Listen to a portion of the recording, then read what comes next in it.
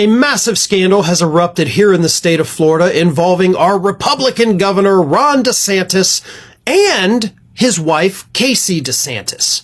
And of course, the national media is pretty much completely ignoring this story that was first reported by the Miami Herald, even though this story does have national implications due to the fact that Ron DeSantis wants to run for president again and Casey DeSantis wants to run for governor of Florida.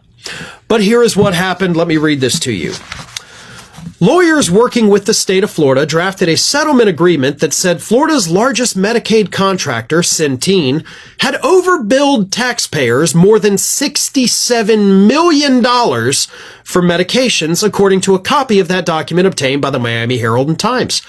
But instead of returning all of that to state and federal taxpayers, the administration sent $10 million to the Hope Florida Foundation, which is a nonprofit charity run by Casey DeSantis, the wife of the Florida governor.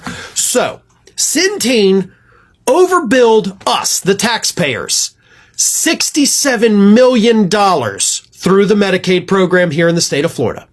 So our money, my money, was taken by this company inappropriately in the form of our tax dollars. They copped to it and said, all right, we'll give you $67 million back.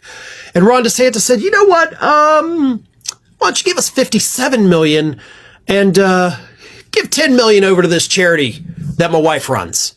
In fact, the $10 million was not necessarily just to that charity. It was actually split between two charities. And then the scandal gets even deeper, because those two charities are not required to report how their money is spent.